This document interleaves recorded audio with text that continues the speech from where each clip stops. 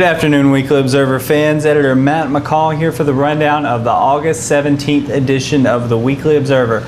And this issue, again, for the third week in a row, we're running at 2 sections, which is really big for a paper our size. I had to go back and look and see what most of the paper sizes were, and I went back to 2001, and the 2001 issue that came out around August 17th was about 12 pages.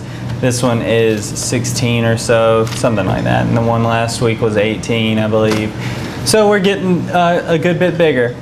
And some of the things that you can find in this week's issue are, one is a story about the landfill in Williamsburg County, and this is a story that dates back to last week, and this was a meeting of the Solid Waste Advisory Council, which is a committee made up of community members and some people in the know with landfill. There is I can't remember, there was one specialist on there, but I can't quite remember what his specialty was. But the gist of this meeting was that they were going over the sites that they could possibly select for a landfill and what the requirements were for it, and just kind of going over. It was more of a affirming that the landfill is coming closer and closer to the county. And there was also a meeting last night, which a county council meeting, which dealt with the landfill use fee and an amendment to that. And there was a public hearing prior to the meeting, or prior to the actual county council meeting, and only 3 people were allowed to voice their comments or questions towards the council, and a lot of comments were deemed irrelevant to the context of the meeting, and so those comments were not heard.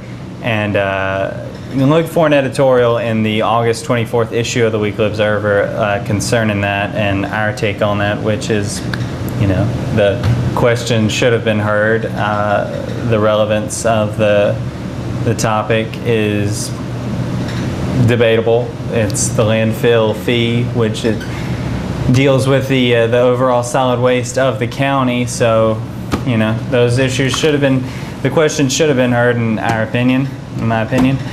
And also you'll see an article about an auction with a plantation it's on the block. And this is in Muddy Creek, and if you don't know where Muddy Creek is, it's between Hemingway and Johnsonville, kind of in the Hemingway and Johnsonville. I don't know how to do this, but it's in between Hemingway and Johnsonville. And it's a really cool place, a ton of land, 1,866 acres. And got this really cool picture of a great blue heron, if you can see that, and that was just outside of the property of the plantation. So it's really cool to see that. So if anybody wants to pony it up for me, just let me know. I'll take cash, whatever.